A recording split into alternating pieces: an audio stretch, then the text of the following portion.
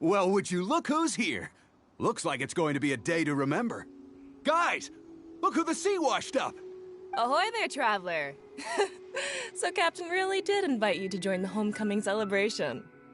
Hey, I heard that you took care of another crisis while you were in Inazuma. Are the rumors true? That's what I heard, too.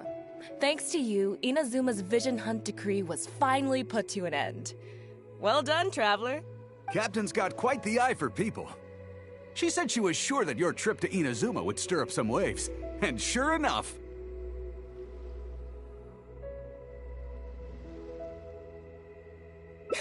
Look at you, being so modest. We all know what you did to protect Liyue Harbor. I've heard that they tell stories about you in Mondstadt, too. The honorary knight. Pretty impressive. I'd say someone of your caliber would be right at home in the Crux. Right, sailors?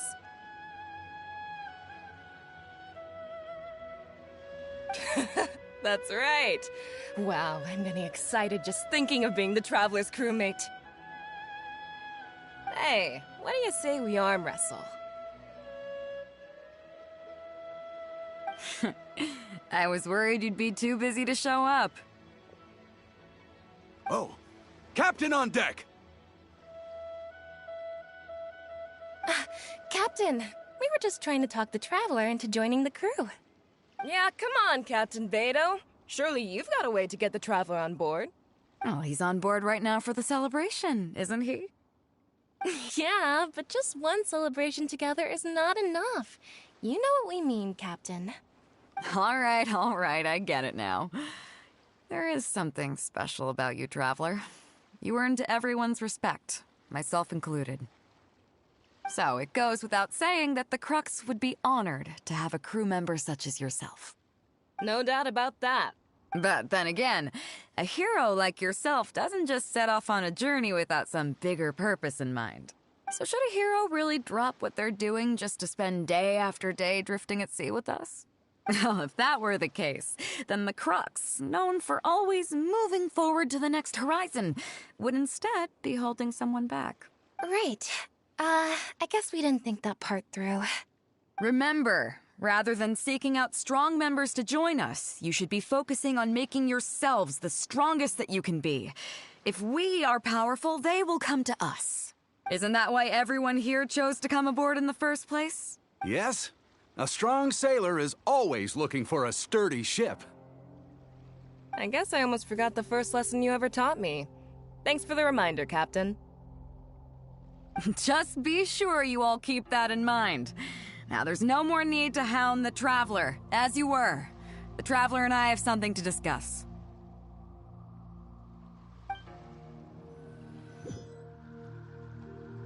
I'm glad you came. Welcome back aboard.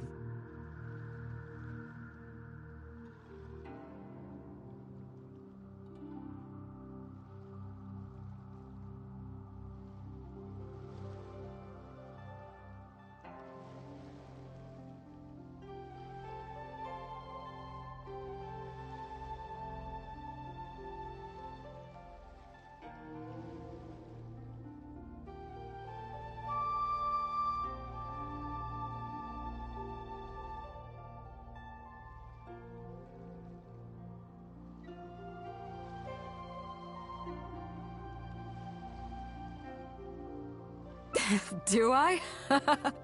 Oh, to be honest, I don't care for that kind of reputation. I don't want people to see me like some big shot official from Yujing Terrace.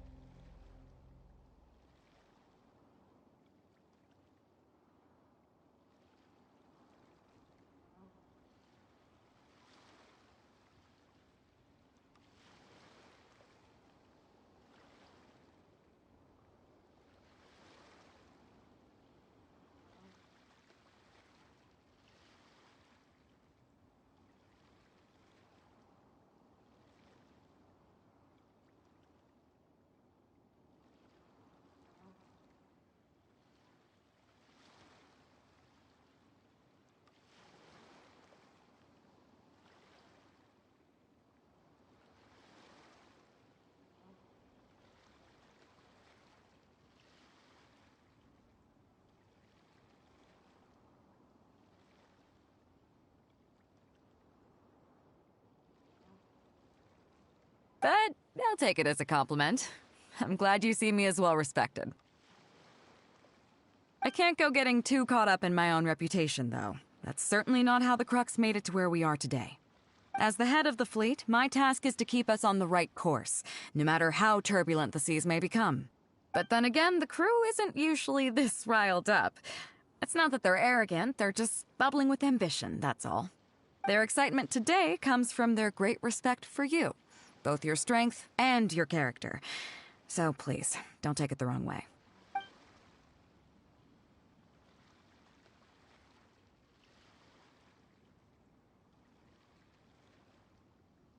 Oh, is that so?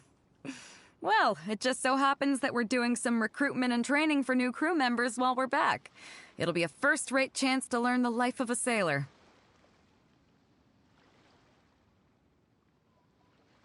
Since you're interested, why don't you come along and experience a sailor's life firsthand? I'm curious to see if you'll take the sea by storm in the same way you have on land.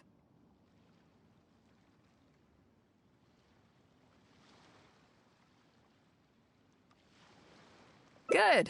Come with me. I've got something interesting for you to see.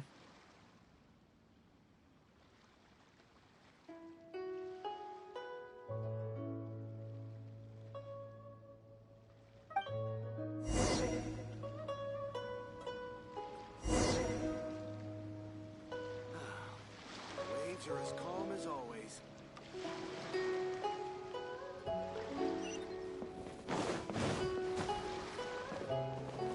Chief Mate Juza's breaking in the newcomers, but I think we can spare you the tedium of that.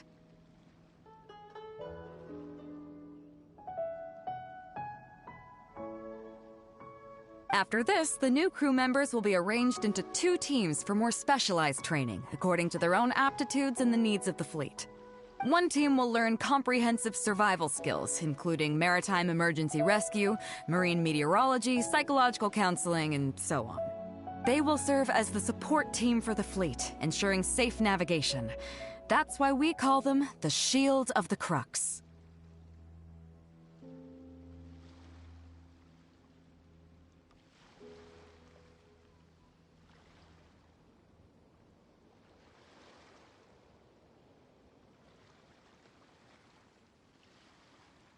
The vision of the Crux. Oh, we don't have that many visions, kid. As one might expect, we call the other team the Spear of the Crux, because they'll be learning about naval warfare. They'll make up the armed portion of our crew. Also, they're responsible for handling the fleet's cargo deals. So, what do you think? Which team is for you?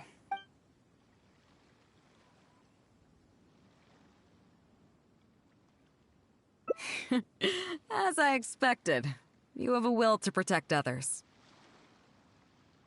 There are 2 main subjects that the Shield of the Crux focuses on: survival knowledge and entertainment. As I was saying earlier, survival knowledge includes prevention of injuries and diseases at sea, navigation and cartography, basic meteorology, etc. You can go learn about these skills from Genshin, Huixing, and Liushi. They're all seasoned hands in their respective fields.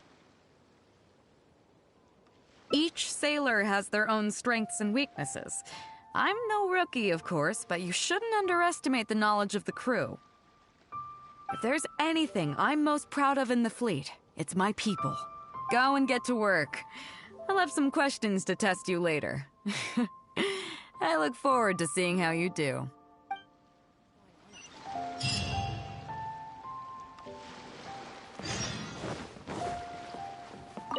Hello, traveler. I'm Yinxing, the Crux's surgeon at sea. Whenever a sailor has a health problem, they come to me. I deal with it all, from seasickness and common colds to amputations and everything in between. Oh, I presume the captain arranged this, correct? All right then, let's begin. First of all, let me ask you this. What do you think is the biggest danger that all new crew members face? That can certainly be a problem at sea, but it's not the biggest danger. The most dangerous thing for a newcomer is to underestimate the dangers of life at sea. Oh, I have seen many new crew members who see themselves as young and fighting fit and have no regard for safety. They think that since they are tough enough to look after themselves on land, they'll be fine at sea as well.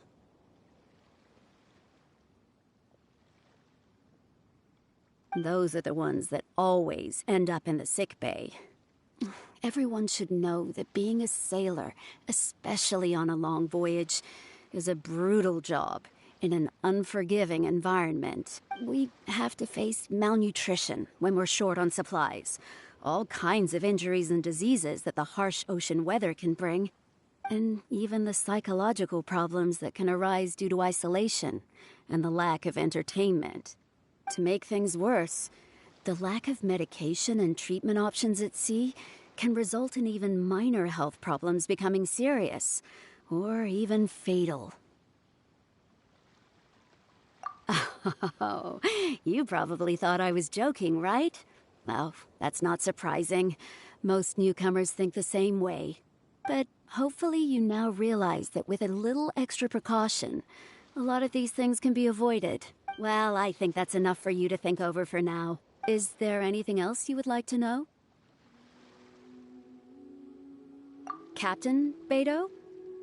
Well, out of everyone I've met, she probably values people's lives and safety the most.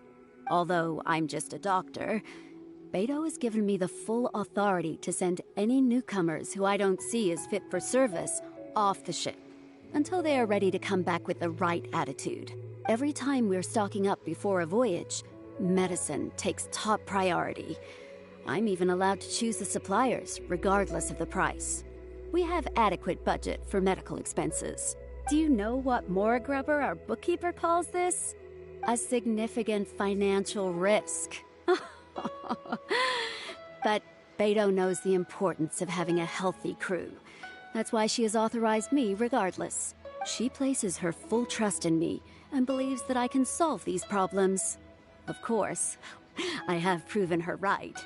So, to answer your question, that's how she thinks. Is there anything else you would like to know?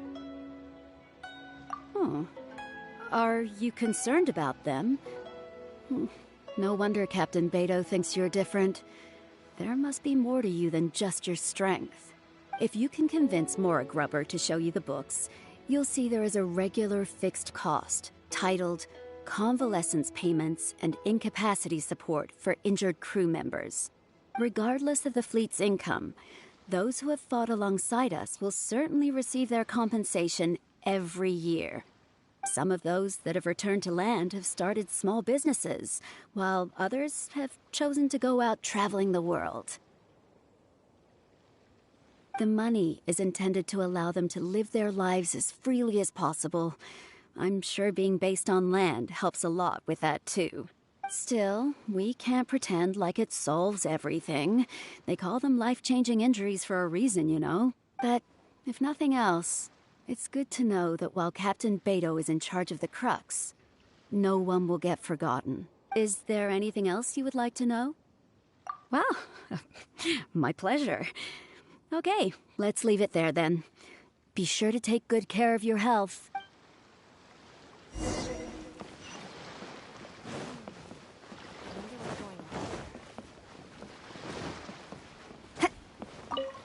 Sorry about earlier, Traveler. We were so caught up on getting you to join the fleet that we didn't notice we were going a little overboard. Good thing the captain stepped in. Oh! Well, in that case, you have come to the right person.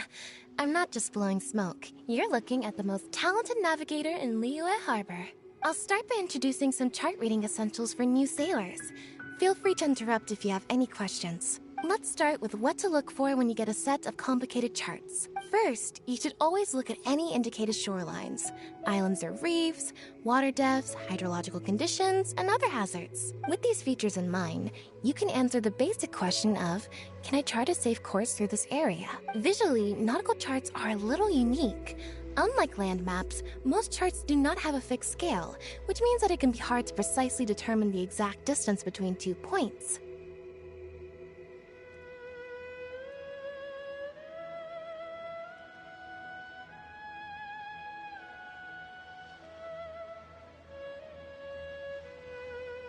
The most advanced nautical charts come with a supplementary chart, which has different colored lines marked on it to indicate distances.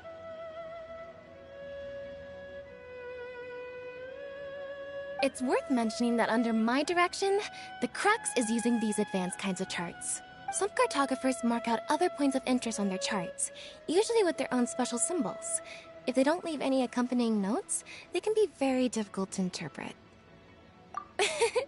Not only those, we have tattered and torn charts that we've picked up from all over the place. To be honest, it can be quite a challenge, even for me. Some of these charts are really old and have symbols that I've never seen before. But if we don't decipher them, we will certainly miss many secrets of the sea. Fortunately, we have the captain with us. She managed to find some ancient books on semiotics that I can use to study the charts further. I don't think anyone other than our captain could manage to get these kinds of resources. Old charts and ancient books on semiotics are not the kinds of things that are sold in your average marketplace. Oops, I've gotten off topic. Well, that just about covers the basics of chart reading. Is there anything else you would like to know, Traveler? Drafting charts? That's certainly a more advanced topic. To be honest, I've only attained a smattering of knowledge in that area. The charts we are using now are just revised versions of the ones left by the previous navigator. So my mapping experiences have been primarily limited to updating our charts to reflect changes in the sea. I think you can ask Captain Beidou more about cartography. One time, the fleet sailed into an uncharted area by mistake. It wasn't long before we turned the fleet around and returned the way we came out for fear of potential hazards. But Captain Beidou still managed to draft a simple chart of the area we sailed through for if and when we explore the area again. Incredible, isn't it? I was amazed to see that the captain could even do cartography. Because I have the talent, and she doesn't want to let it go to waste. She treats the whole crew that way. I initially had the same question myself. After all, in many fleets, the captain also works as a navigator. I couldn't understand her reasoning at the time, so I asked her. She just laughed and told me to wise up, saying that even Rex Lapis never fights alone. She wants everyone on board to master their role, so that the Crux is not floating on her alone. That way, if the day ever comes when she's no longer with the fleet, we will still be able to sail onward without her. Captain Beidou may seem aloof and even act careless sometimes, but the truth is that she's very considerate of everyone on board. Is there anything else you would like to know, Traveler? My pleasure. A friend of Captain Beidou is a friend of mine.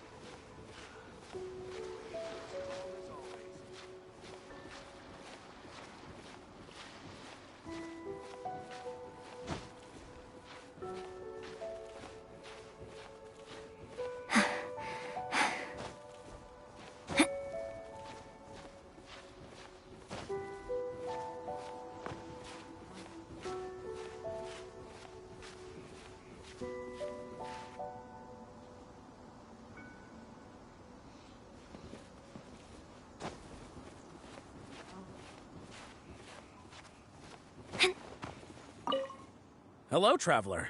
Are you here to learn about marine meteorology? In my line of work, I've got to have a pair of sharp eyes. I saw the captain showing you around the training grounds, and then you went to see Yingxing and Huixing. So I figured that she probably wants you to get to know the life of a crew member.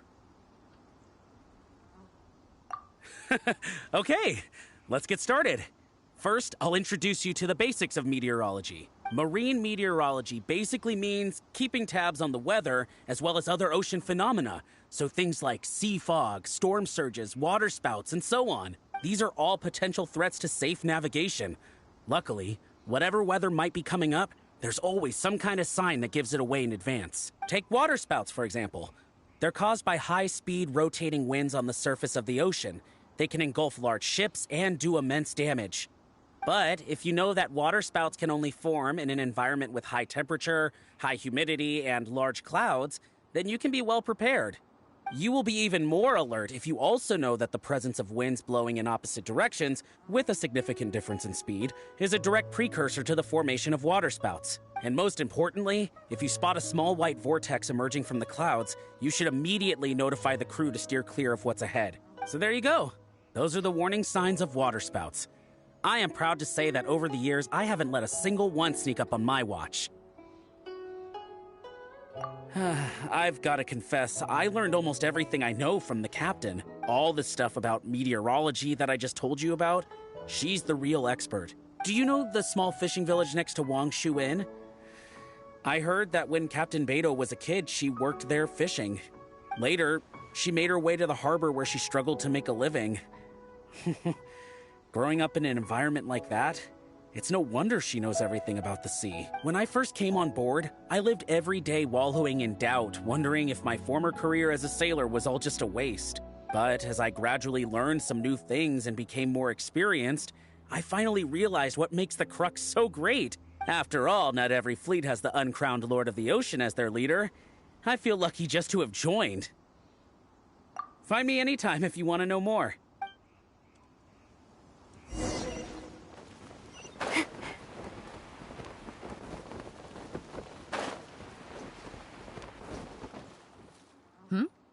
So you've already finished talking to the crew, huh?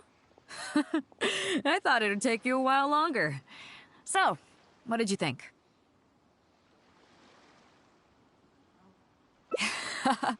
Now you know that the shield of the Crux is not such an easy job. Let's get started.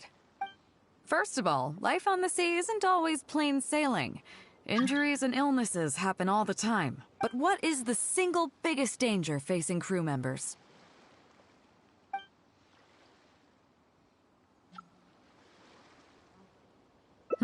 Was that your final answer? All right, on to the second question. As you've just learned, the fleet plots its route using nautical charts. The charts used by the Crux have additional charts attached. The supplementary chart has lots of lines in various colors for added reference. What is the purpose of these lines?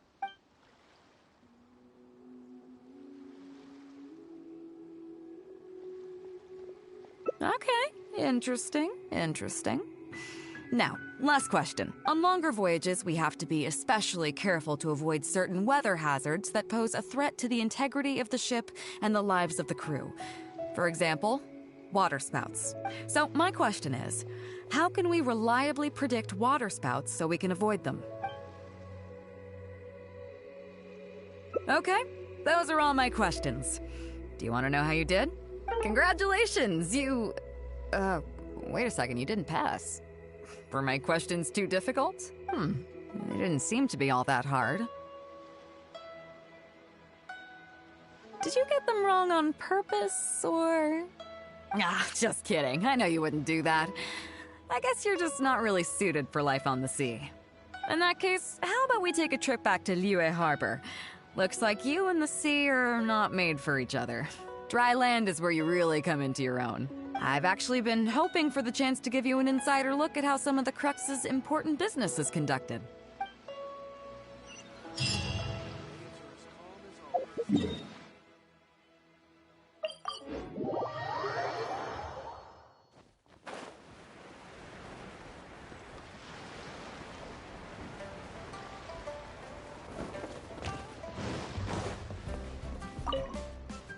You may be aware that as an armed fleet, the Crux is kind of like the maritime equivalent of a guard for hire. We work as an armed carrier, earning our keep by successfully delivering the goods entrusted to us from A to B. Aside from that, though, there is also one other important way we make income.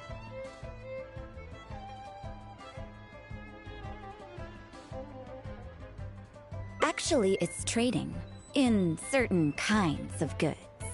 Hey, my hotshot accountant. Nice of you to join us. Cut it out, boss. Juza sent me here with a message. He says preparations are now underway. If you give me the all clear, I'll head straight over. Okay. Be careful. Well, she has something to take care of. Mora Grubber was right, though. The other important side to our business, the less official side, is doing exactly what merchants do. Importing here, exporting there. The only difference between us and regular merchants is that our transactions aren't entirely above board. You'll see what I mean by that shortly. I'm taking you to see one such transaction for yourself. Come on, let's go meet our trading partner for the day.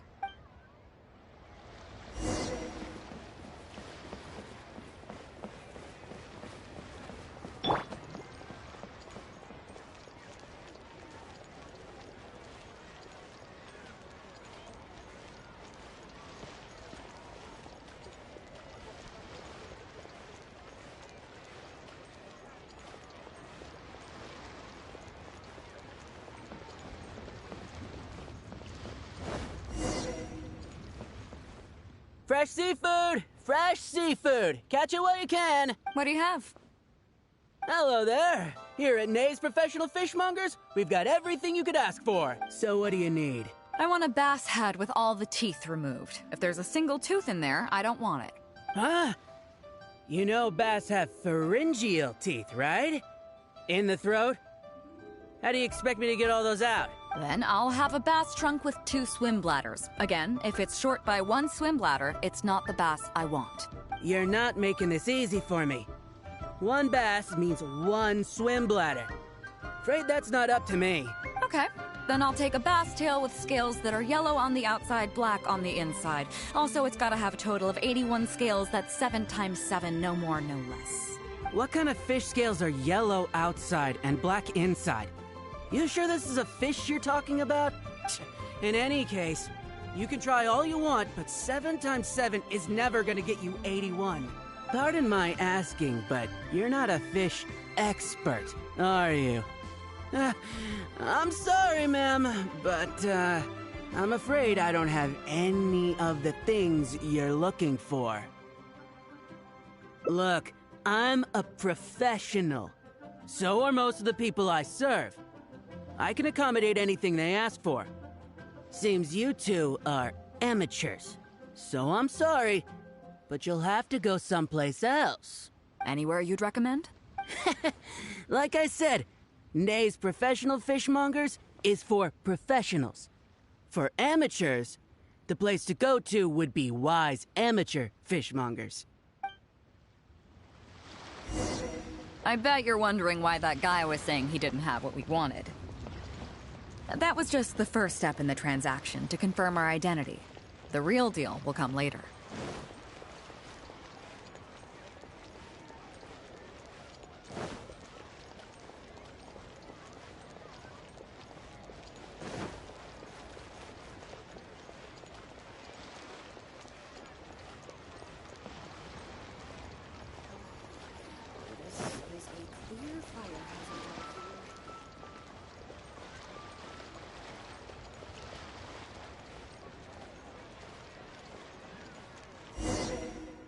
Fresh seafood!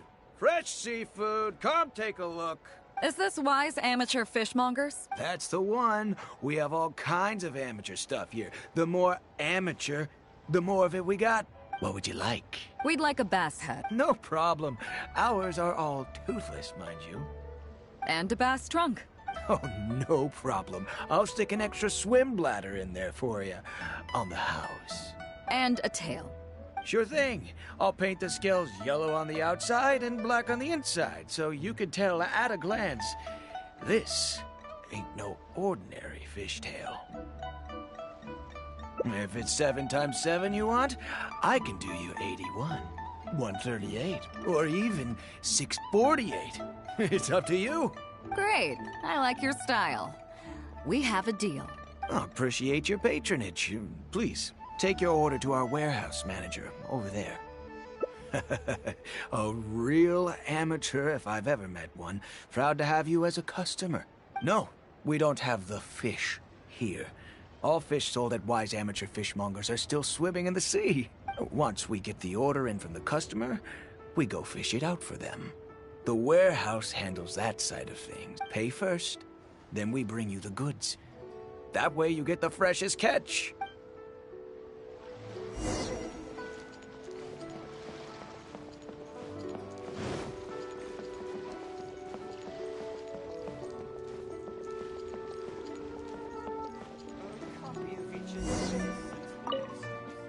Are you two here to collect your order, huh, Beidou?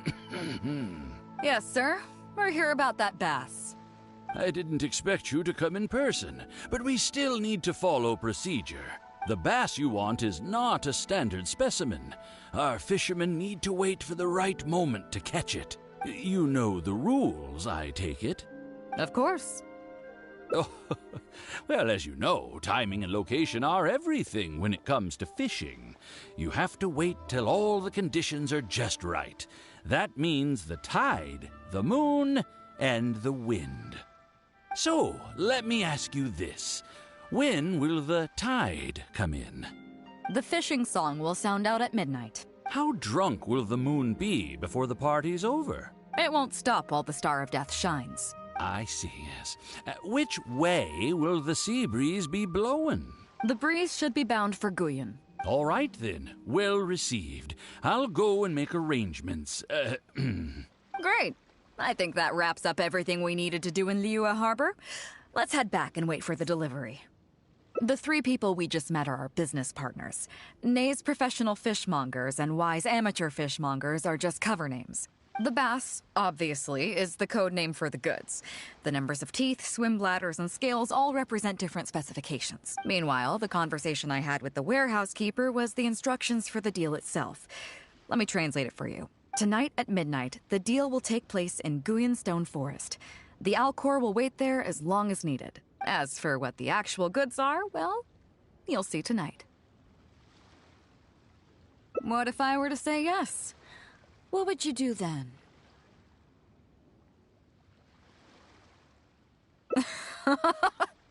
Thank you. But don't worry, everything will be fine. I deeply value you as a friend, but ultimately, you're not with the Crux.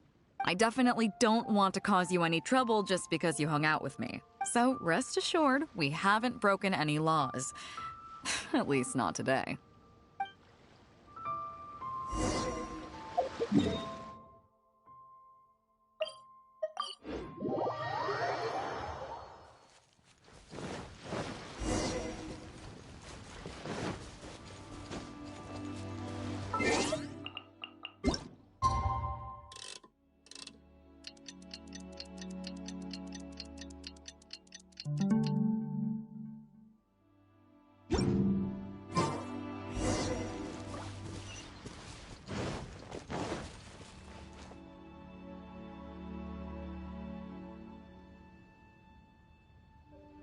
Captain Beidou, you gave me quite the surprise when you showed up in person earlier today. Well, my friend is visiting, so I wanted to show him how the Crux handles some of its important business. I see. You two must be close. You got that right. Now, down to business. Have you brought the goods? Yep, all here. Please, feel free to take stock. Stop! Nobody move. We have received certain information pertaining to a potential illegal business transaction at this location. Apologies, Captain Beidou, but I'm going to need to inspect those goods. Oh? An illegal business transaction, you say? Well, all the goods are here. If you have any suspicions, please inspect them at your leisure. Captain, everything's been checked. It's just a bunch of potatoes, flour, and so on. And all the paperwork checks out too. Huh?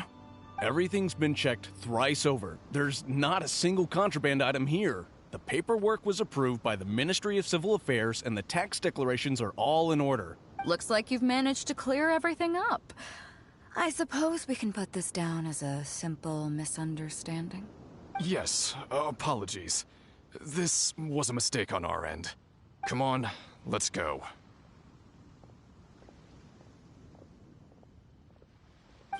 Bravo, Captain Beidou. This was rather ingenious. Seems like your friend still has a little catching up to do. I know you have a lot of questions. Come on, take a walk with me and I'll lay it all out for you.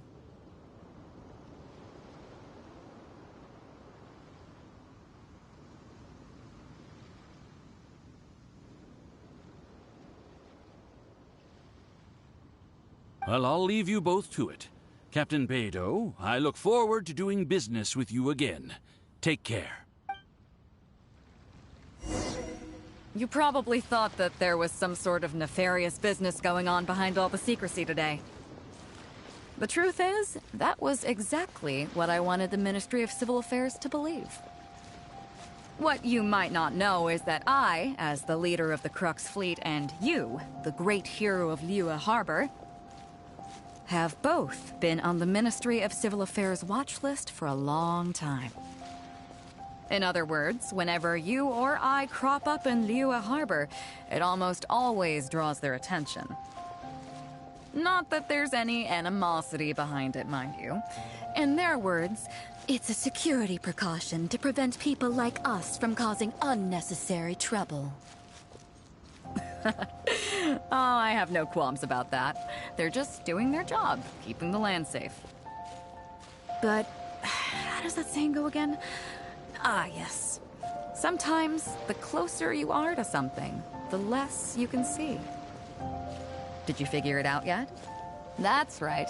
Maura Grubber, the accountant. With you, me, and a few sacks of potatoes and flour serving as a front, the deal she's overseeing on her end should go off without a hitch. After all, the Ministry of Civil Affairs sent the Millilith to us.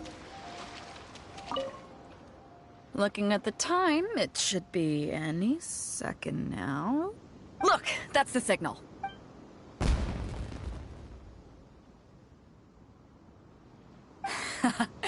Tonight's real deal is officially done. Do you have any more questions? You're right.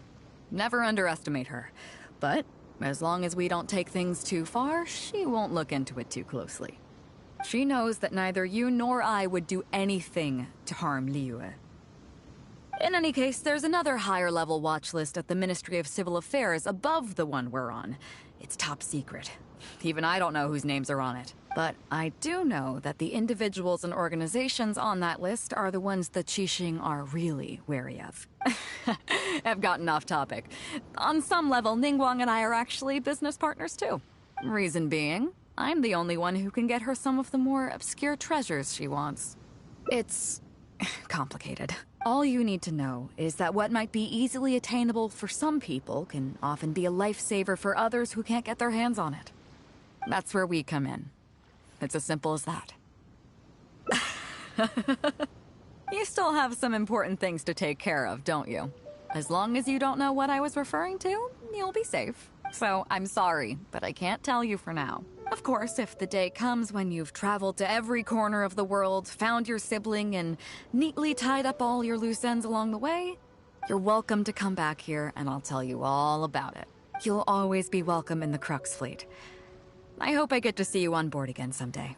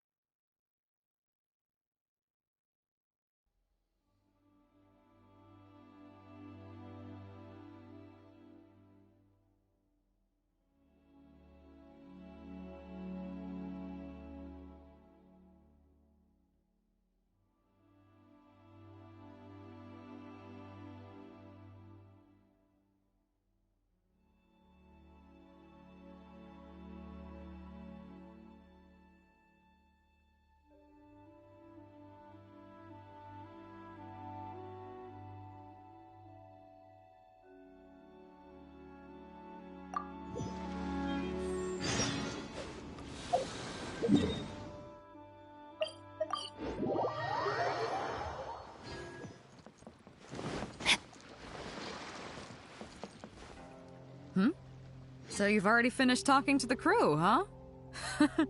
I thought it'd take you a while longer. So, what did you think?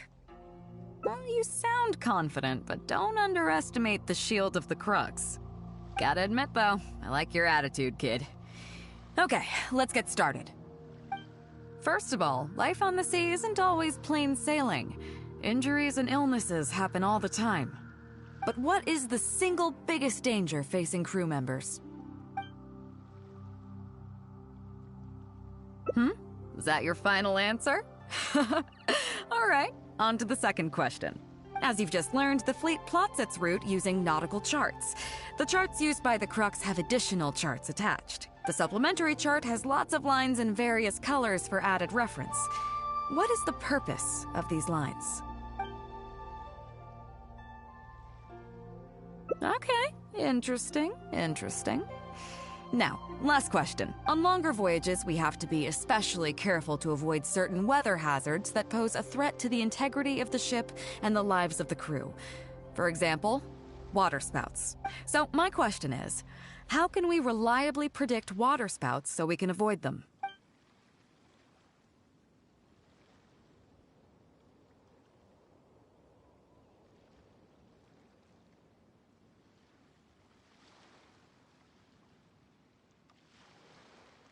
Okay, those are all my questions. Do you want to know how you did? I gotta say, each time I think I've wrapped my head around how great you are, you surprise me with something new. You got them all correct.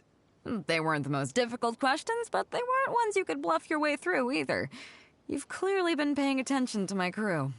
Okay then, now it's time to apply that endless talent of yours to learning some new recreational activities.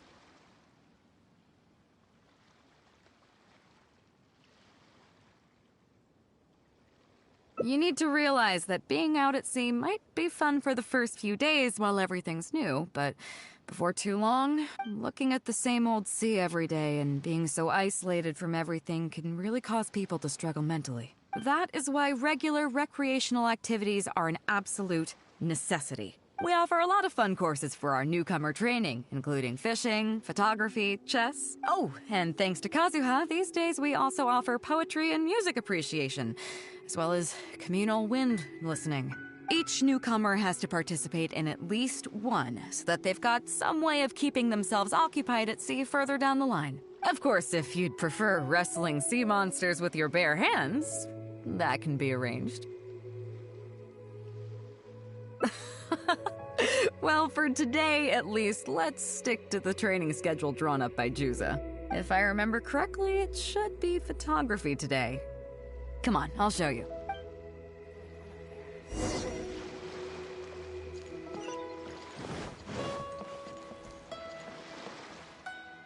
Listen up, everyone can go back and call it a day. The photography session has been postponed. What's going on here? Oh, Captain, there you are. Well, Captain, the photography teacher just sent word saying that she's fallen ill and doesn't want to risk coming in case she keels over in class. I see. That's quite unfortunate. Oh? Quite the multi-talented one, aren't you? In that case, why don't you help us out and lead the class today? Yeah, unfortunately, the original teacher canceled at short notice, so there's no time to schedule anything else instead. It would be great if the Traveler could step in as the teacher for the day. It's up to you, Traveler. Great, it's settled then. Juza, let's muster everyone over here to meet the new teacher. Yes, Captain.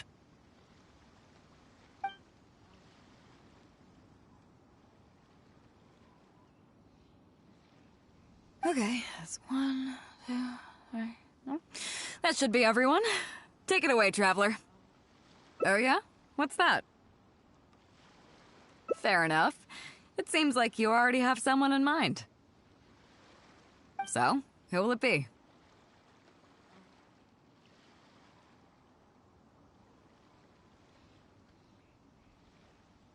Me? Well, we could do that, or... Guyonstone Forest looks extraordinary today. It'd be a pity to not capture the scenery for posterity. So how about we snap Goonstone Forest for today's class? Then there'd be no need for a model. Come on, Captain. We talked about this. The photography class is supposed to be portrait photography. Have you forgotten? Scenery looks nice at first, but it gets boring after a while. I bet it'd keep the crew more entertained if we got them learning portrait photography so they could record moments in each other's daily lives. Those were your exact words, Captain. Were they now? Strange. I don't seem to remember anything about that. Well, then in that case, how about Huixing? I bet she's perfect for the camera. Or Fuzhong. Or Mora Grubber. Even little Yue. Seriously, Captain? Little Yue? You're just trying to wriggle your way out of this. This isn't like you. You are the captain, after all. Of all of us, you're the best suited to being a model. I agree. You were the one who invited the Traveler to be the teacher, so you should cooperate, Captain. Besides, Captain, you've never had your photo taken. It's high time you got one. You know, a heroic and striking kind of picture. We can even use it to promote the fleet during recruitment. Real funny, guys. Well, if you say so. I'm not one to spoil the fun.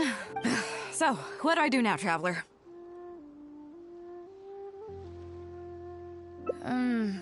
Like this? You're kidding, right? I've never had my photo taken before, but something this simple shouldn't be a challenge for me.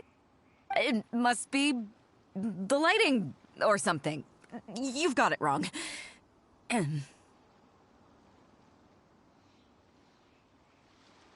I never said that. You mean go somewhere else, then bring the final photo back as teaching material? Sounds good to me. That's a good idea, isn't it, guys? The lighting may still be a problem, but I'm open to persuasion. If you have a suitable place in mind, I can consider it. Just to be clear, I won't necessarily agree. It depends on the place you have in mind.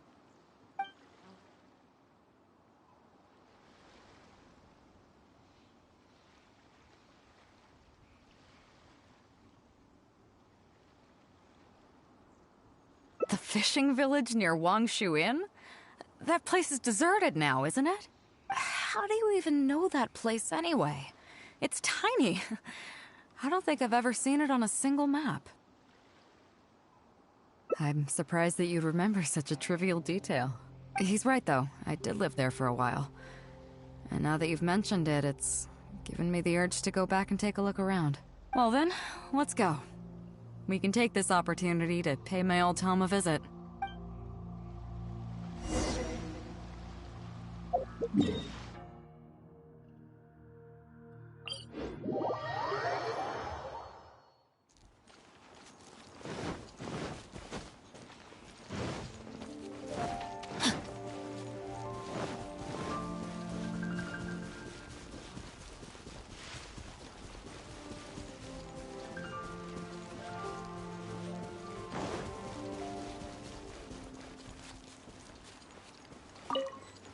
Time to act.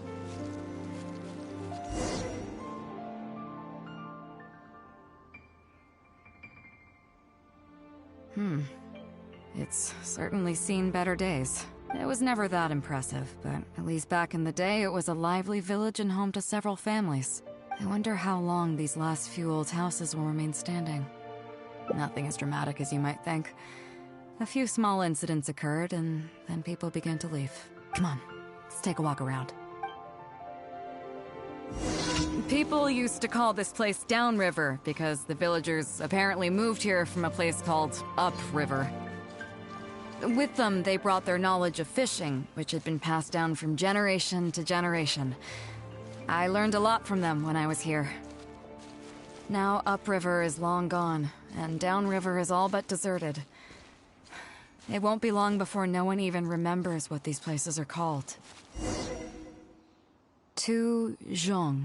Zhong. I barely remember this name. You're right.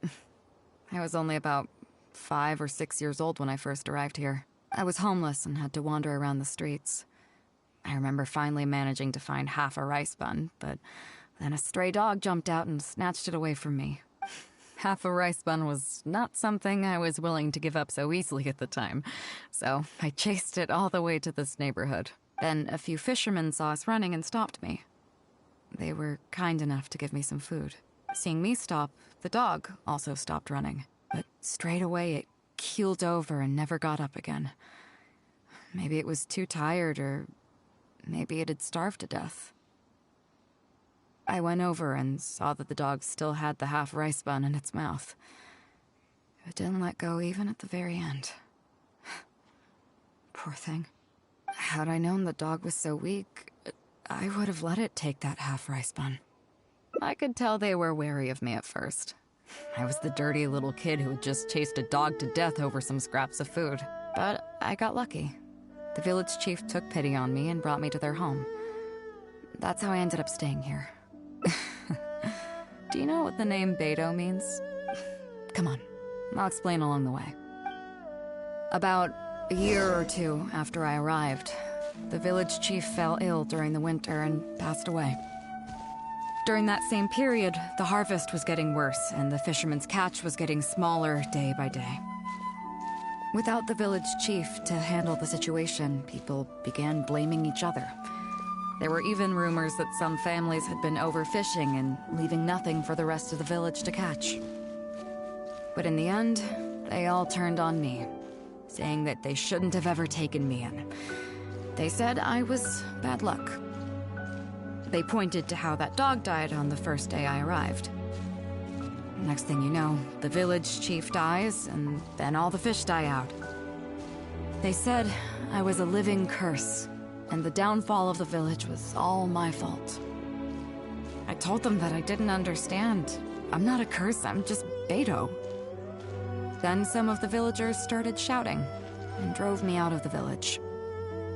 They shouted, "Nando controls life. Beidou controls death. Beidou controls death." Before then, all I knew about my name was that it had something to do with the stars. It wasn't until then that I realized that Beidou was a constellation. And the Alcor, one of its stars, was an omen of death. Here we are. This is the old house of the village chief. I bet he never expected that the little girl he took in would grow up to be seen as a curse that brought about the village's total destruction. What do you mean? Is that all? And let me guess, you got to Inazuma and the Electro Archon's Gnosis was taken as well? Well, you seem to wreak havoc on a grander scale than I ever could. Oh, I get it. You're trying to convince me that I'm not cursed. I appreciate it, and I'll take it. Let's not forget that the people whose names stick around are the ones who emerge from the stormy seas unscathed, and the ones who get swept away in the wind are the fledgling birds who couldn't hack it. I, for one, have never encountered a storm I couldn't weather. But your journey's far from over, isn't it? Just remember, there's no telling what else you might encounter in this vast world.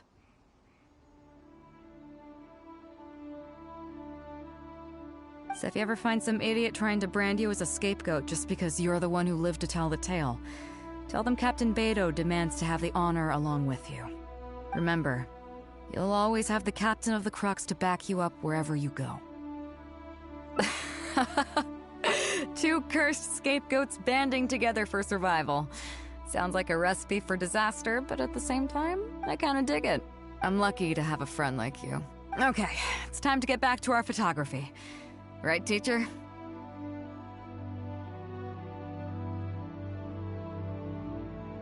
Come on, let's not waste any time. Get it done while you can before I change my mind. So, do I need to strike a pose? All right. How about this?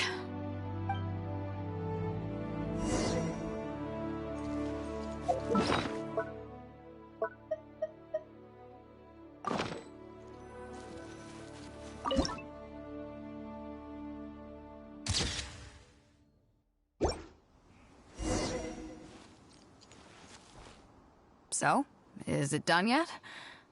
Please don't tell me that it looks weird. Show me.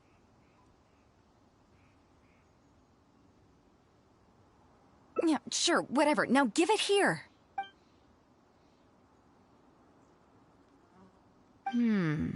Yes. I see. All right. On behalf of the Crux, thank you very much for your photography class today. You've been an excellent teacher, and I couldn't be more satisfied. Now, as captain of the Crux, I am exercising my official right to requisition this photograph for future promotion and recruitment purposes. So I'm afraid I'll be holding on to this. That's fine with you, though, right?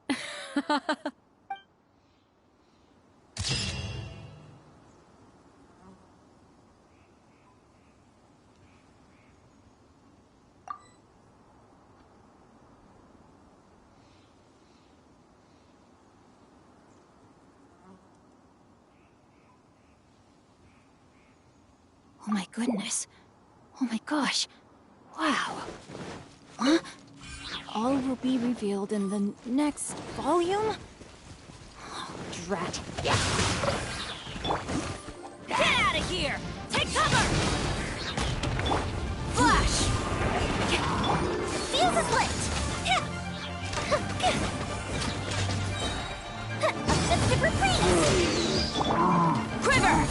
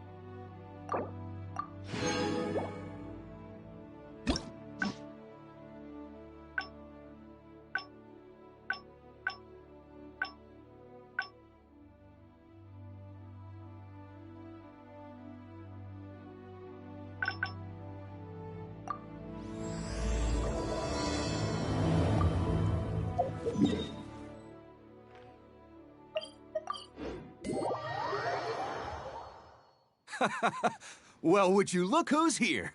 Looks like it's going to be a day to remember. Guys, look who the sea washed up! Ahoy there, traveler! So Captain really did invite you to join the homecoming celebration. Hey, I heard that you took care of another crisis while you were in Inazuma. Are the rumors true? That's what I heard, too. Thanks to you, Inazuma's Vision Hunt decree was finally put to an end. Well done, traveler. Captain's got quite the eye for people. She said she was sure that your trip to Inazuma would stir up some waves. And sure enough...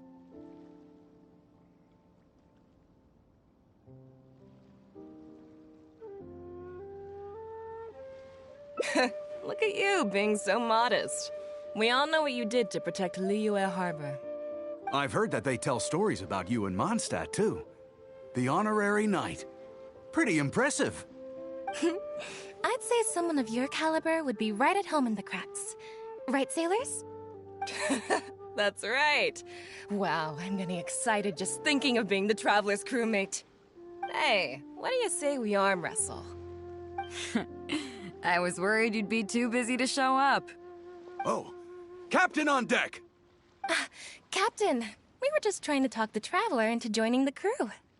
Yeah, come on, Captain Beidou. Surely you've got a way to get the Traveler on board. Oh, he's on board right now for the celebration, isn't he? Yeah, but just one celebration together is not enough. You know what we mean, Captain. All right, I get it now. There is something special about you, Traveler. You earned everyone's respect, myself included. So it goes without saying that the Crux would be honored to have a crew member such as yourself. No doubt about that. But then again, a hero like yourself doesn't just set off on a journey without some bigger purpose in mind. So should a hero really drop what they're doing just to spend day after day drifting at sea with us? Well, if that were the case, then the Crux, known for always moving forward to the next horizon, would instead be holding someone back. Right. I guess we didn't think that part through. Remember, rather than seeking out strong members to join us, you should be focusing on making yourselves the strongest that you can be. If we are powerful, they will come to us. Isn't that why everyone here chose to come aboard in the first place? Yes. A strong sailor is always looking for a sturdy ship. I guess I almost forgot the first lesson you ever taught me. Thanks for the reminder, Captain. Just be sure you all keep that in mind. Now, there's no more need to hound the Traveler, as you were. The Traveler and I have something to discuss. I'm glad you came. Welcome back aboard. Thanks. I'll take that. Some rumors have it that the leader of the Crux is so powerful that she could slay the mighty Leviathan Haishan without breaking a sweat. I can't go getting too caught up in my own reputation, though. That's certainly not how the Crux made it to where we are today. As the head of the fleet, my task is to keep us on the right course, no matter how turbulent the seas may become. But then again, the crew isn't usually this riled up. It's not that they're arrogant, they're just bubbling with ambition, that's all. Their excitement today comes from their great respect for you, both your strength and your character. So please, don't take it the wrong way.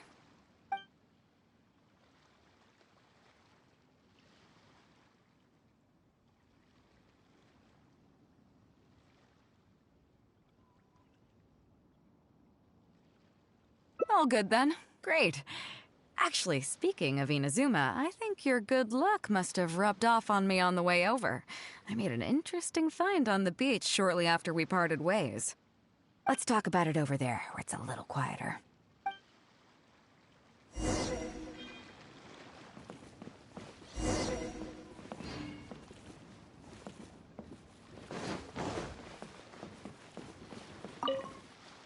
So after we dropped you off in Rito, we found a shipwreck nearby. Probably belonged to Inazuman pirates. We searched the wreckage and found a map. At first, I thought it was a nautical chart. I was thinking we might discover a new sailing route if we were lucky. But after a closer look, I realized it wasn't a map of the sea at all. It was a Liyue treasure map, and no ordinary one at that.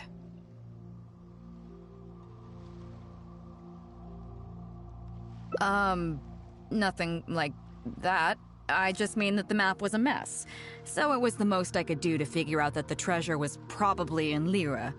As for its exact location, I have no idea. I'd say I've explored Liyue pretty extensively, but still, this one managed to beat me. So, I thought of you.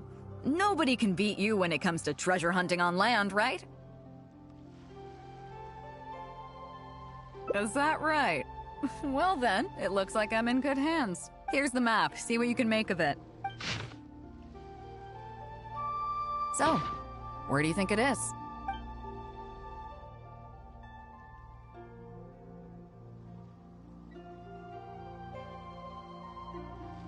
Qingce Village.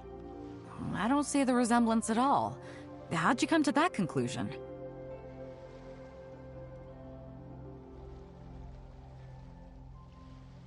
Oh, okay then. I'm definitely a rookie at this. But your word's good enough for me. Time for a trip to Qingce. You're coming with me, of course. I'll need you to help me zero in on the specific location once we're there.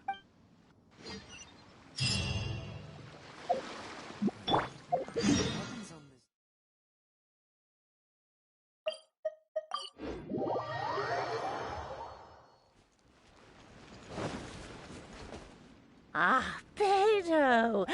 Wow, and the Traveler! My goodness, what's the occasion? Just here to visit us old folks once again?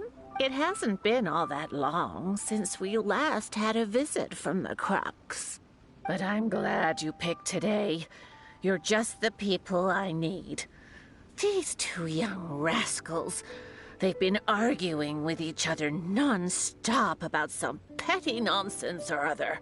I'm too old to get through to them. They won't listen to me. Please, talk some sense into them. Rest assured, Granny Zhuoxin. Whatever the situation is, the Traveler and I will take care of it. Oh, thank goodness. It's Captain Beidou. You couldn't have come at a better time. You're the voice of reason I need in this situation. Captain, please. Help me get justice. Whoa, hey. What exactly is going on here? Spit it out. Tell me everything. It makes me mad just talking about it. G here, I don't know if he's got a screw loose or what his problem is.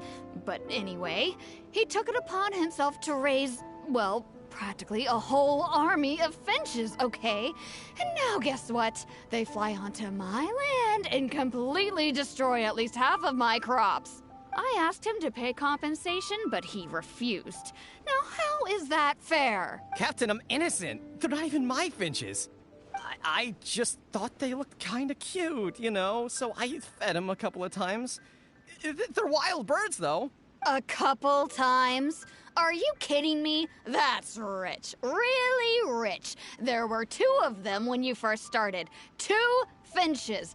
Now you have a whole roof full of finch nests. I swear, every time I come by your place, I think I'm at a bird market. I'm telling you, you are not gonna get away with this anymore. So, yeah. I mean, they laid a few eggs, made a few nests, but finches gonna finch, you know. These are wild birds. I mean, they'll do whatever they please. So that's how it is. I think I got the picture. What's your take?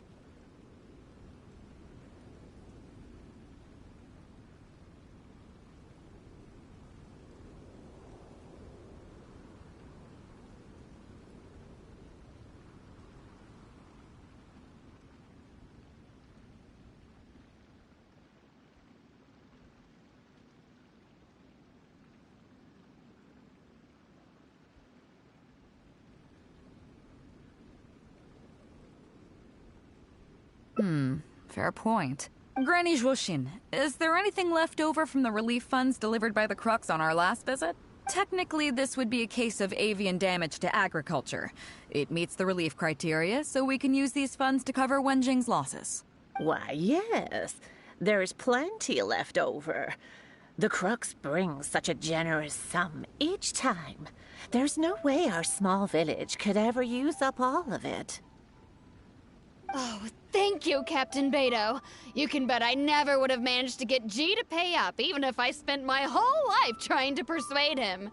Thank you, Captain. You can bet I never would have been able to afford the compensation out of my own pocket.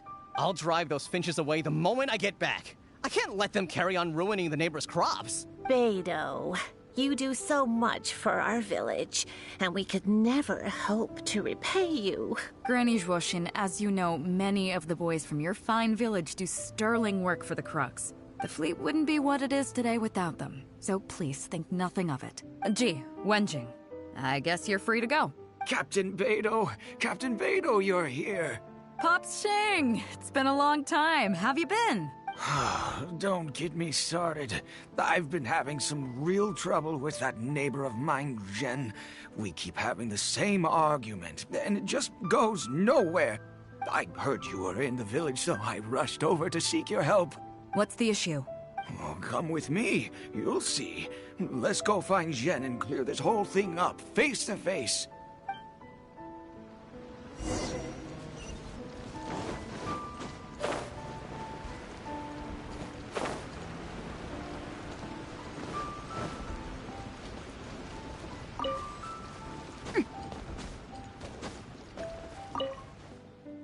Captain Beidou, you're here. I heard that you and Pops Shing had a little misunderstanding. So, what's up? Tell me about it. Jen planted a tree on his property a few years back. I had no issue with it at the time. It's just a tree. But a few years on, it's grown taller than the roof of my house. Every morning when I get up and open the window, I just want to feel the sun on my face. But I'm greeted instead by the looming shadow of my neighbor's tree. It really affects my mood.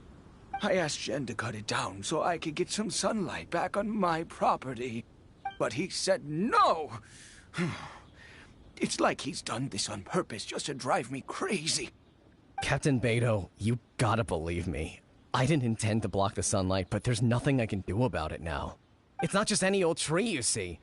That tree was planted there by my late father. Not long after he planted it, he passed away. And just before he passed, he left me with some parting words. He said our family's fortune was inauspicious and we needed something to suppress the bad luck. That's what he planted the tree for. How can I just chop it down? I'll be honest, I spent a few years studying in Liyue Harbor, so I don't actually share his superstitious beliefs. But still, that doesn't change the fact that this was my father's dying wish. Okay, I think I'm all clear on the situation. What are you thinking?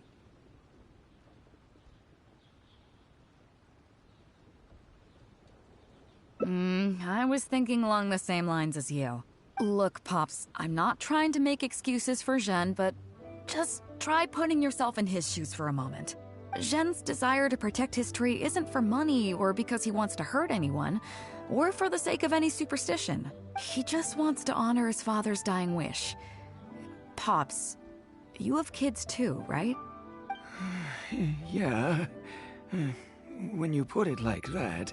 Pops, if you can agree to it, I'll have a word with Granny Zhuoshin and see about getting you some money from the relief fund as compensation for having your sunlight blocked. As for the tree... that sounds good to me. Whatever you think, Captain Beidou. The tree can stay. Some compensation would make me feel much better about the whole thing. Thank you, Captain Beidou. And thank you for understanding Pops Shing. I'll make sure to trim it back when I get home to let some more light through. It'll be such a relief not to have to worry about this anymore. On a separate note, I remember the Crux last visited the village not very long ago. Is there some special reason why you're back in person so soon? Nothing all that special, just personal reasons. I'm looking for some treasure. Huh? Treasure? Wait a second. That reminds me, I saw Chongping and Defu arguing in the fields earlier. It sounded like they were both trying to lay claim to some treasure. I don't know if it's related to the one you're looking for, but anyway, they're probably still there now. Really? Okay, well, you and Pops Shing can go about your business now. I'll go see what the situation is.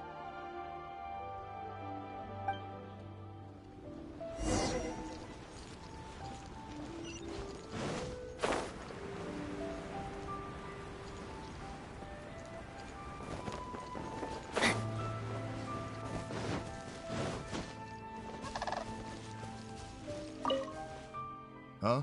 Beidou! You're just in time. Defu's being completely unreasonable. What happened? I'm not being unreasonable, Captain. I got Changping to help me plow my land because it's the busy season. And then, what do you know? He plows up a treasure chest. Way I see it, it's my land. So the treasure belongs to me, right? I think it's a pretty clear-cut case. You say that, Defu. But what you're forgetting is that I came to help you plow your fields out of the goodness of my heart. And you haven't paid me a single mora. It was also my plowing that turned up this chest. However you cut it, surely I'm entitled to at least some of the treasure. The domestic drama just keeps coming today. What are your thoughts? Okay, I think I'm up to speed here. If you two really want to take this further, I can get a legal expert from Liyue Harbor to adjudicate. As for the costs, I'll cover them. What do you think? Neither of you seems thrilled about this course of action. Okay, so, plan B. I'll be straight with you. The reason I came here today was to look for some treasure. Chances are it's hiding right there in the chest you're both fighting over. So, how about you two stop fighting over it and do me a favor by handing it to me? Of course, I'll be indebted to both of you. If either of you ever needs anything in the future, the Crux will not hesitate to lend you our support. Captain, you're far too kind, really. Indebted? That won't be necessary. If you want this chest, you go ahead and take it. Yep, totally agree. If only I'd known you were looking for this chest. You should have said something. I would have delivered it to you personally to save you the trip. It seems like it's been quite a busy day for you, helping us settle all our little quarrels. Come on, let's go to the village. I'll rally the masses. We'll get some good food and good drink and have a good old get-together. Don't worry about the chest. I'll carry it over.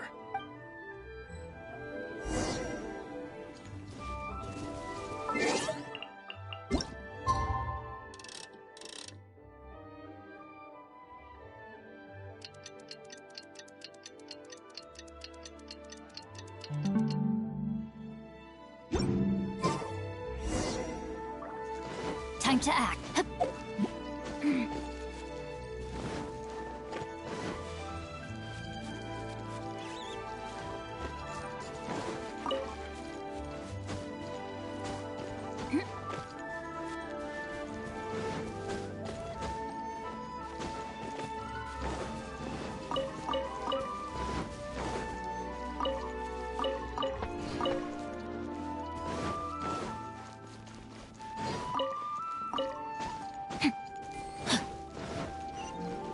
Body and mind.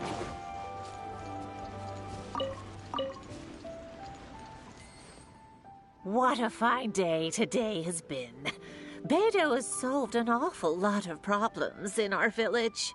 She sure has. Without Captain Beidou, that compensation payment would have bankrupted me. Yeah, and if it weren't for Captain Beidou, I'd still be arguing with Pops Xing. Here, here. We have plenty to thank Captain Beidou for, I'm sure. I propose a toast in her honor. To Captain Beidou. Cheers! I couldn't ask for more than the chance to get everyone together and drink to our heart's content. Cheers!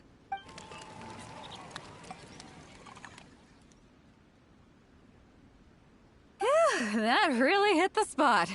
Want to get some air? The view in this place is pretty good. We can take a look through the contents of that chest while we're at it. Changping placed it by the water wheel. Are you kidding? Beidou can handle her liquor. Come on, let's go.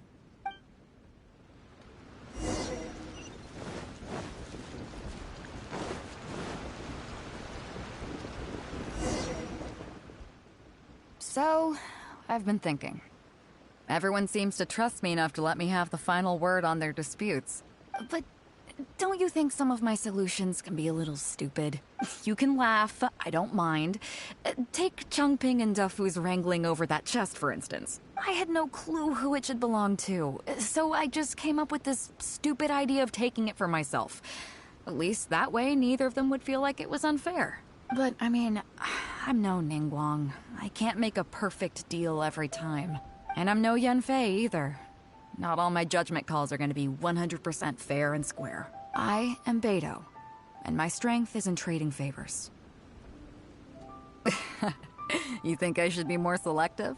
Some people think their favors are so valuable that they need to plan out how and when to use them to maximize the return on their investment. They view the favor as a bargaining chip. Others see doing favors as a burden. Not worth anything in monetary terms and prone to getting you locked in a cycle of constantly returning the favor back and forth. But the way I see it, favors are what keep people connected to one another. Over thousands of years, the people of Liyue have created bonds between each other by doing someone a favor here and asking for a favor there. This means that no individual is truly on their own out there.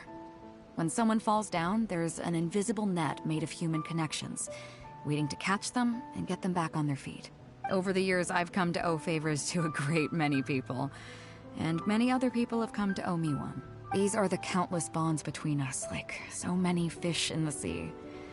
And they're the reason that the Crux and I have survived the countless hardships we've faced.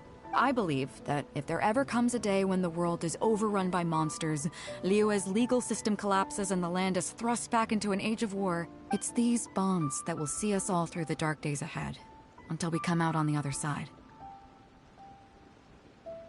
I'm not saying that. But either way, we have a pretty firm bond between us already, don't you think? Was this wind brewed in a winery?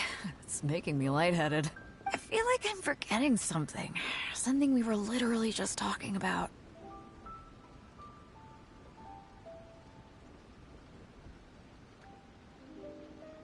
Oh, yeah, the chest! Oh, I got so immersed in our conversation that I forgot all about the main event. Come on, let's open it up and see what's inside.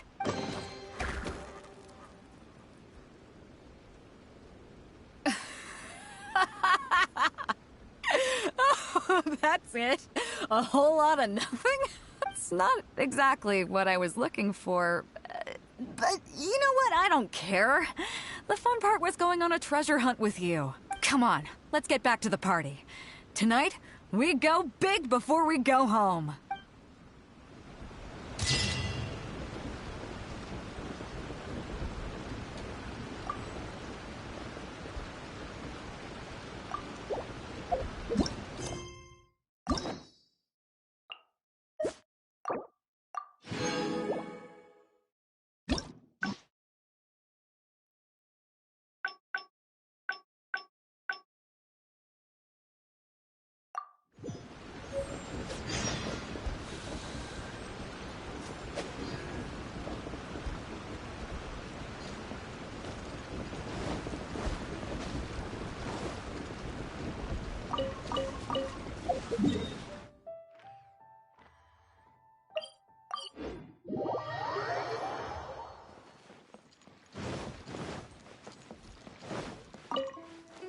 So after we dropped you off in Rito, we found a shipwreck nearby. Probably belonged to Inazuman pirates. We searched the wreckage and found a map. At first, I thought it was a nautical chart. I was thinking we might discover a new sailing route if we were lucky. But after a closer look, I realized it wasn't a map of the sea at all. It was a Liyue treasure map, and no ordinary one at that.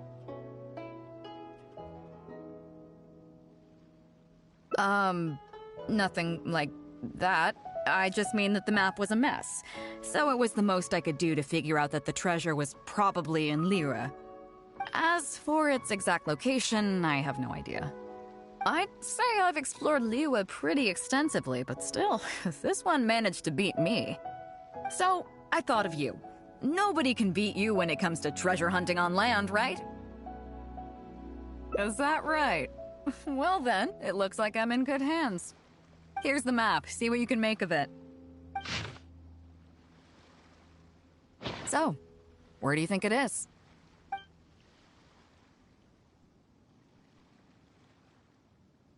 Guili Plains.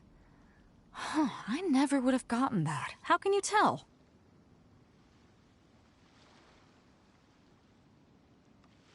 Oh, okay then. So you do live up to the hype. I can't believe you noticed that. You sure have an eye for detail. Let's head over there and take a look. I'll need you to help me zero in on the specific location once we're there.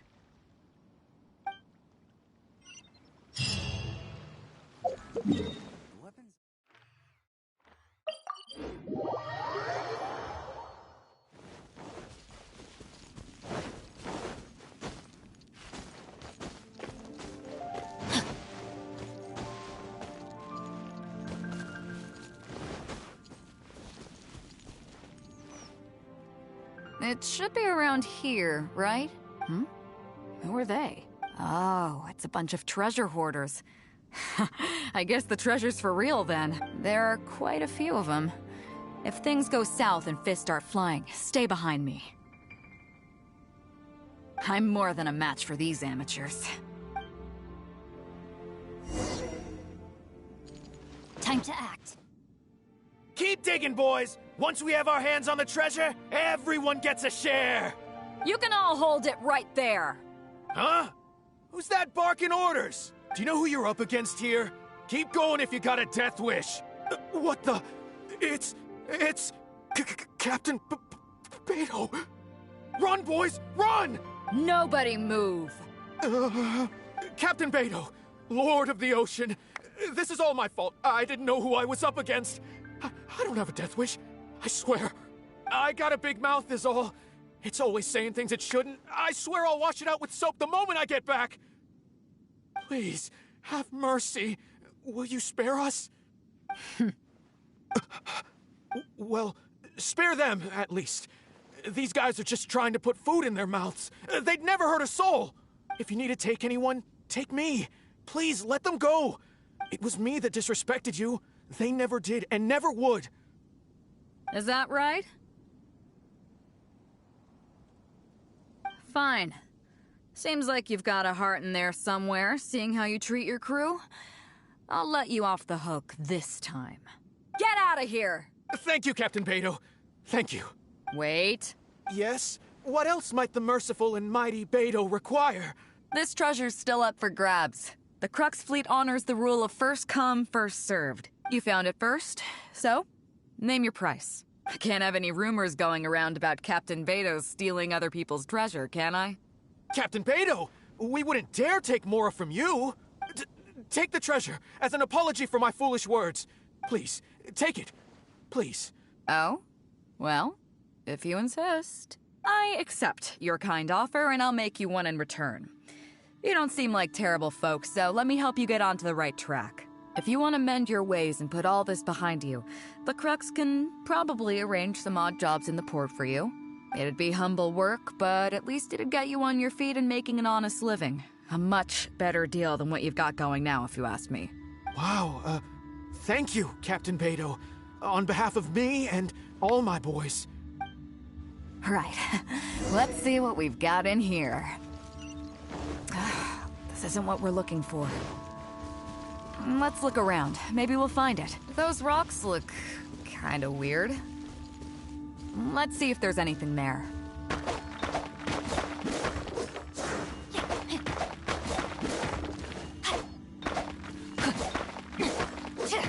Nothing. Let's keep looking.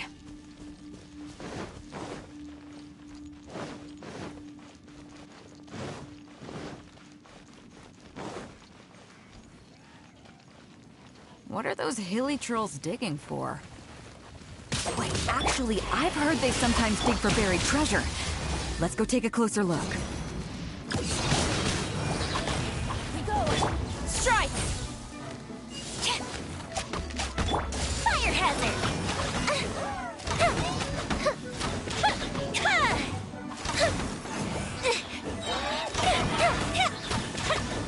Here come the fireworks! Let's light it up! Rain outlines your fate. Take cover!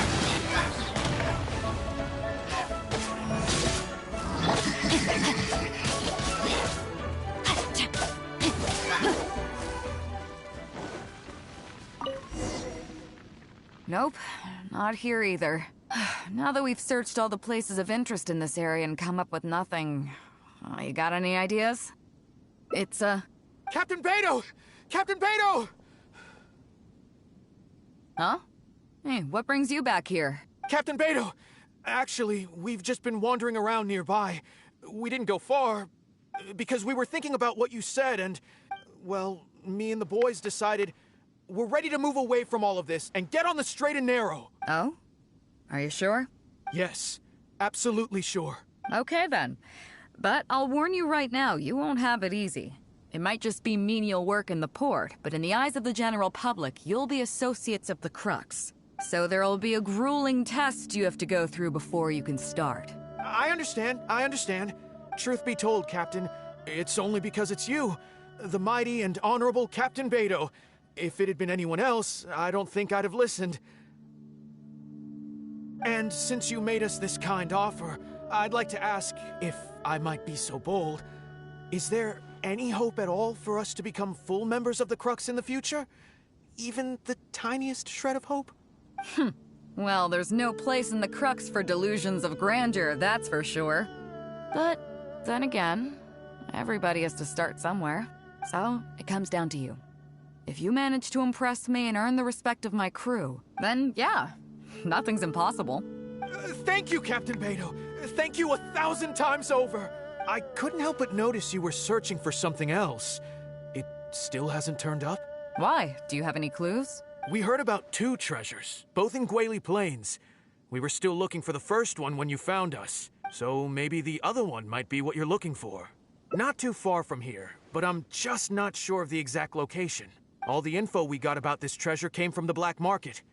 The answer's hidden inside a poem which goes like this. Drunkenly I gazed at the ruins long forsaken, and lay beneath red leaves whose branches cast a crooked shade. The dusk sun shone upon the sea as I awakened, but Guyon stood twixt weary eyes and the sight of home they crave. As for the ruins long forsaken part, I do know of some ruins near here, but beyond that line, I don't... I'm just not smart enough. So a treasure clue hidden in a poem, huh? Don't worry, we got this. See my friend here? If they taught treasure hunting as an art form, you'd probably be calling him Grandmaster. This kind of thing's a piece of cake for him. Am I right?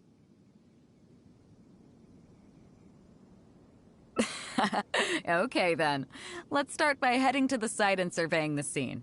Maybe we'll find some other clues over there. Okay. Come on, boys. You heard the captain. Lead the way.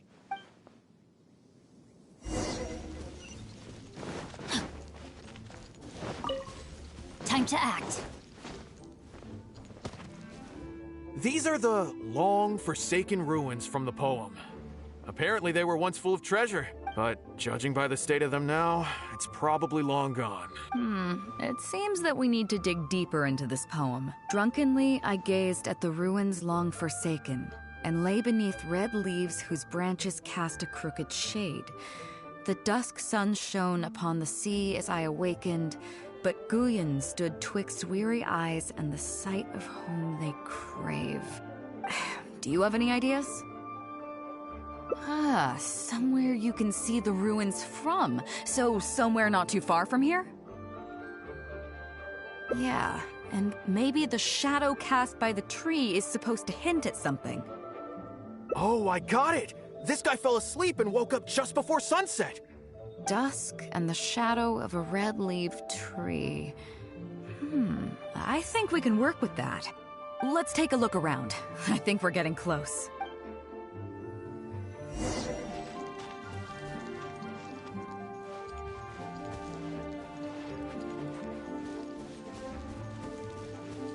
Body and mind.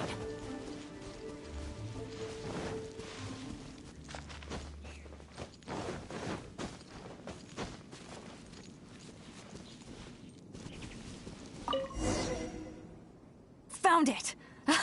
At long last, the treasure is finally in our hands. A check from the Northland Bank. You really came through. We found the spot in no time. Without your help, I don't think I ever would have gotten my hands on it. Not much, but enough for an average person to survive on for a while. But there's more to this particular check than that. When I found the treasure map, it was tightly sealed inside a small bottle along with a letter. I'll let you read it for yourself.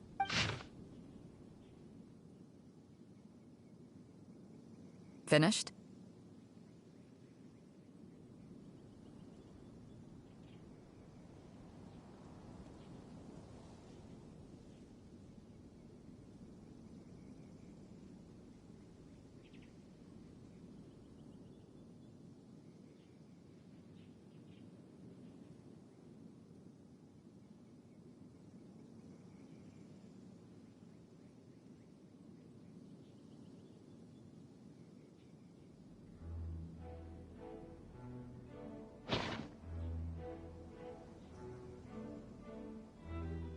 Yeah, I can't fault him for what he did, but the way things turned out...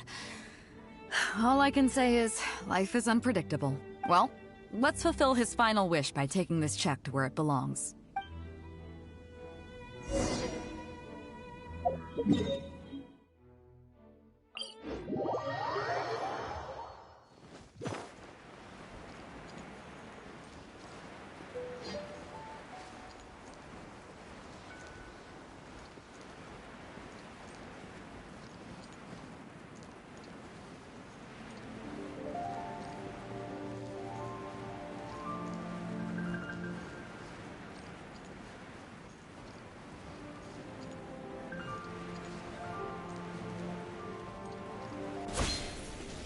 Time to act. Well, this is it. Oh boys, it's time for your first job. Give this check to the old lady who lives in that wooden hut. Tell her it's a welfare payment from the Liyue Ministry of Civil Affairs. Yes, boss! What's up? I see, but you only find sakura blooms in certain places, right? It must have been quite a bit of work collecting all these, surely. Let's just pick one, huh? One's enough to show that you care. You've already helped me out so much today. Okay, off you go then. Take her the sakura bloom along with the check. And if she asks, tell her, your child in a faraway land sends his best wishes.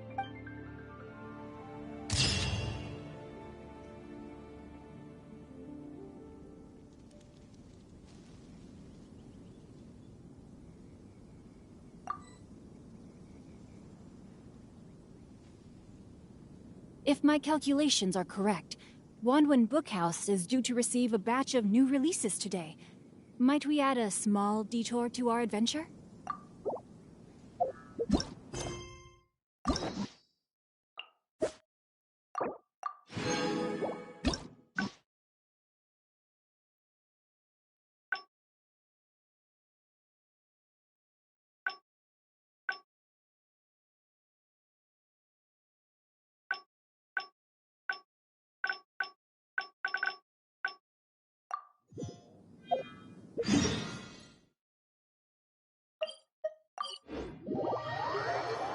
Body and mind.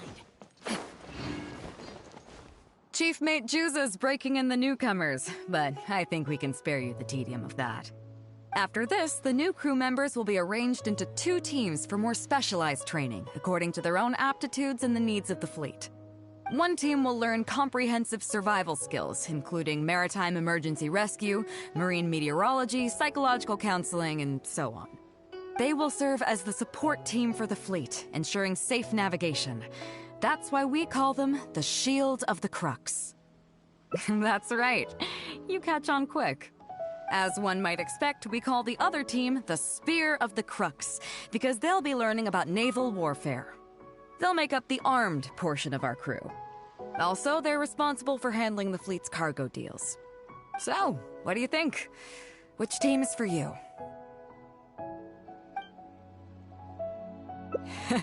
You truly are an adventurer at heart. Let's start with the fundamentals for any armed crew member. Basic boat handling. Follow me.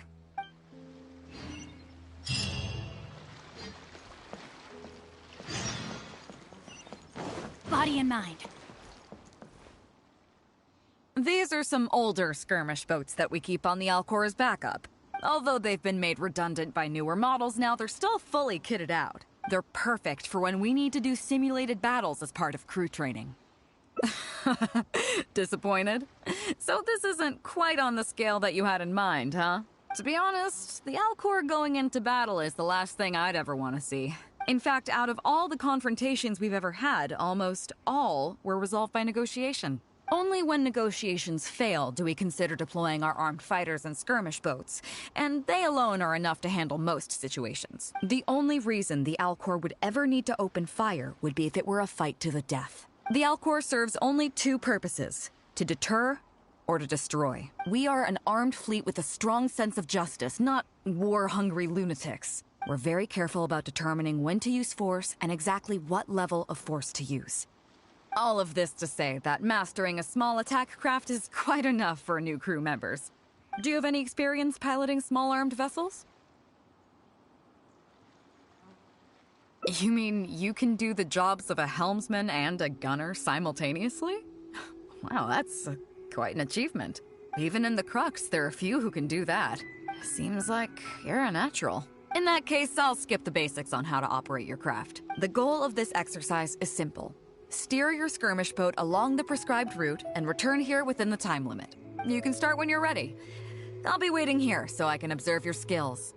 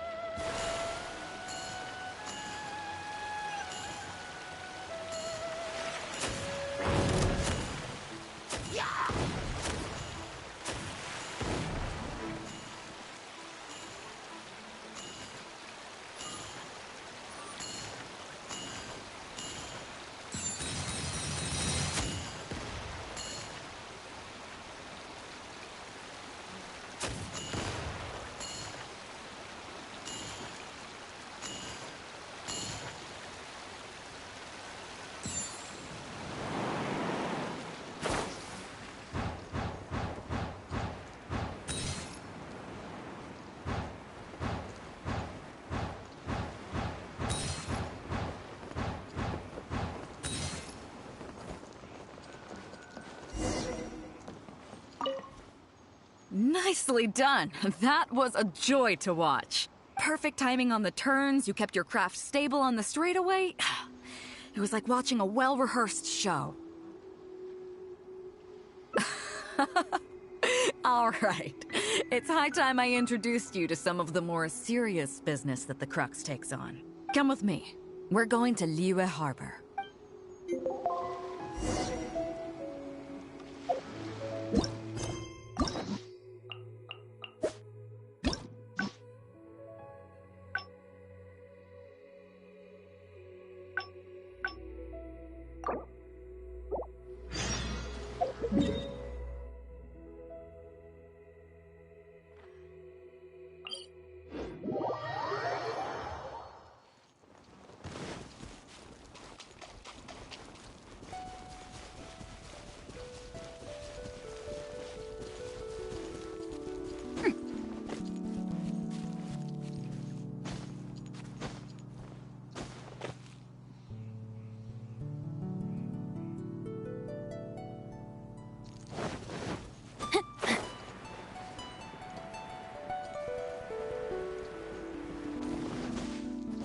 Time to act. Here we are.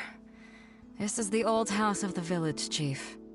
I bet he never expected that the little girl he took in would grow up to be seen as a curse that brought about the village's total destruction. What do you mean? Is that all? And let me guess, you got to Inazuma and the Electro Archon's Gnosis was taken as well? Well, you seem to wreak havoc on a grander scale than I ever could. Oh, I get it. You're trying to convince me that I'm not cursed. I appreciate it, and I'll take it.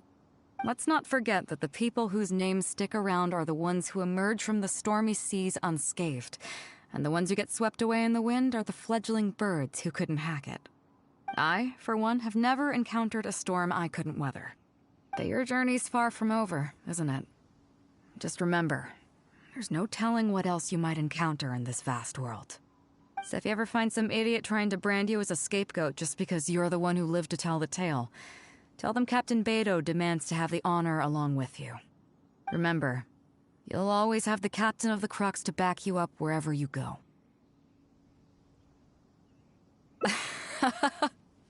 Two cursed scapegoats banding together for survival. Sounds like a recipe for disaster, but at the same time, I kinda dig it. I'm lucky to have a friend like you. Okay, it's time to get back to our photography. Right, teacher? Come on, let's not waste any time. Get it done while you can before I change my mind. So, do I need to strike a pose?